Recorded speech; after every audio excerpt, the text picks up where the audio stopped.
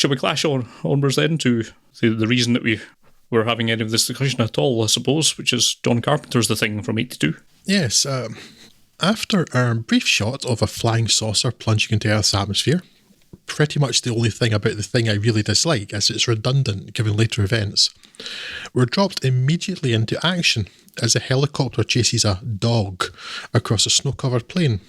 The helicopter's passenger attempting to hit the dog with a rifle. This presents a threat to the crew of the US Antarctic Research Station that both a dog and helicopter soon reach, though not, as it may at first seem, from the crazed Norwegian firing haphazardly across the camp. Among the inhabitants of this camp are Gary, who's the nominal commander, but he clearly does not command the respect of those under him, being considered something of a joke. Rather, most seem to defer to the gruff but competent McCready. There's also the stoner Palmer, the spiky and potentially dangerous Childs, hippie-ish radio guy Windows, Knowles the cook, the caring Dr. Copper, Clark, whose compassion clearly lies with the quadrupedal denizens of the station rather than the bipedal ones, and the slightly crotchety biologist Blair. Some characters, to be fair, are less well defined. Norris is kind of forgettable. Fuchs is in danger of reading as the one who looks a wee bit like Steven Spielberg. But within 10 minutes, we know everything we need to know, with a minimum of exposition. We know each person's role. We know that the roles in this camp are well established. We know the routines are well worn in, and that they've been there for quite a while. We can identify a number of individuals quickly and easily, and their personalities are distinctive, as is the dynamic between them. It's superbly efficient, and underpinned by really great casting and performance. And then we can then just get on with the business of the group, realising what they're dealing with and trying to come up with strategies to survive it. Nobody does anything stupid, and there are certainly no scientists making mind-bogglingly irrational decisions. And no unnecessary fat, like explaining their journey to the research station, both of which two of the other adaptations have. Which is nice. The whole film is, well, it's marked out by a complete lack of fanning about, either from the characters or the screenplay.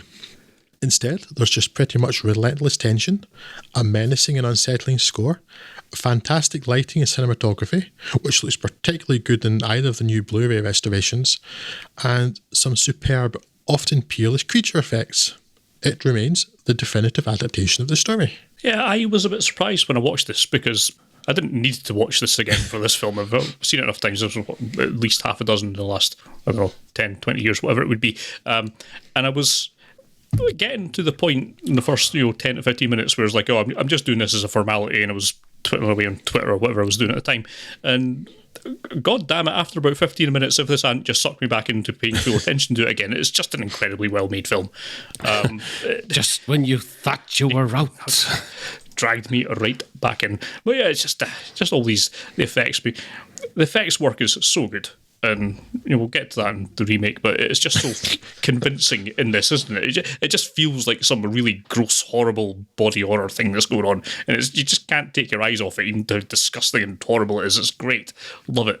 Yeah, I agree with Laura. It's a very efficiently made and really well done film. Yeah, but also the effects work is so good, but I think people kind of get hung up on that a bit, and it's like that's what the film's about, but there are huge stretches where there's no effects work. It's just some guy standing around. And there's some of the tensest scenes of all. I mean, the tensest scene in it is a guy holding a hot wire in front of some blood for a lot of it. So, yeah. Exactly, yeah.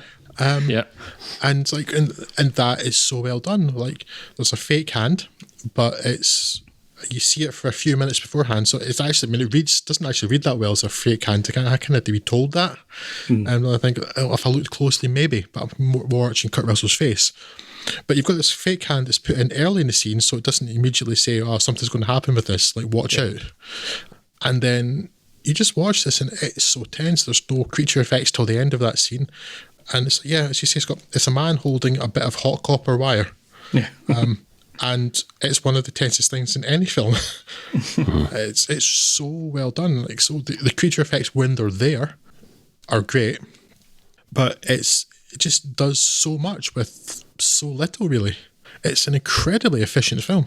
My favourite thing about the thing, aside from the effects work, which is great, practical effects work, and it gets away with not looking, strictly realistic by virtue of the fact that the concept is so fantastical to begin with. It's like, what does a half-formed alien that's taking on the shape of a human being look like when its head detaches from its body and sprouts legs? Probably looks like it does there. Sure, that I can see that's made of latex, but who's to say that the alien doesn't look like latex? So it kind of gets a get out of jail free card there. But it's the atmosphere that the film builds that really gets me, and I didn't revisit it on this occasion, but it's one of those films that as soon as you start talking about it with people, you just feel compelled to go and watch it again. Sometimes you just need someone to mention it to have the excuse to do so. But it's the sound design in it, and I was really surprised, Drew, to go back and listen to the podcast from a couple of years ago, 2-3 years ago, when we last spoke about John Carpenter, and that you were so down on like Carpenter's score, because to me that is really key in building the atmosphere. Have you come around on that a bit then, or yeah, because is I it honestly still? don't remember saying that, because I thought the score this time was fantastic. I don't know. Maybe I think it may have come with having watched so many John Carpenter films together at the time, and I just was kind of fed up with the style, because there's a sameness to them. But no, this time, like the sprinklings of the Ennio Morricone stuff that survived, and then the Carpenter basic synth stuff. Yeah, it's always there, and it's just you're not always aware of it, which is the whole point of it. It's like John Carpenter's well known for wanting his scores to be like wallpaper. They're supposed to create an atmosphere. You're not supposed to see them or obviously hear them, and it works. It's just like the dum. It's exactly the relentless bass. Yeah, it's got a score that works kind of like John Williams' Jaws score.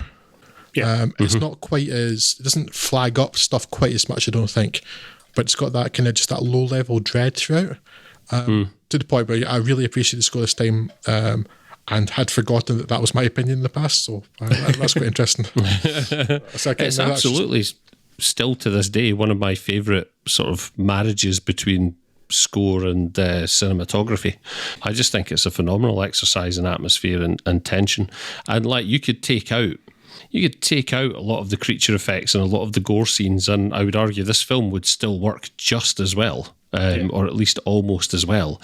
It's almost the sort of the animatronic work and the physical effects work is just this unbelievable cherry on top that I don't think I've been entertained by effects work any more than I have in this film, mechanical or otherwise. I just think it's always going to be the inventiveness of it and the design of it and just the sheer sense of revulsion it creates. I just think it's a high watermark for effects work. Full stop. Yeah, it's the same. It really is.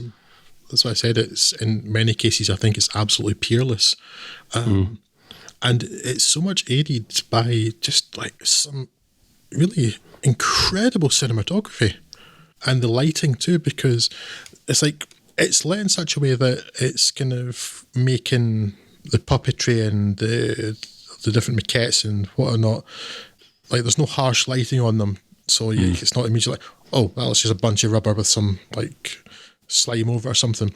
But at the same time, as well as the lighting making that work, it also, the lighting at the same time is suiting the setting and the action too. So you've got like these creatures sort of half in darkness, and it all just works together so well.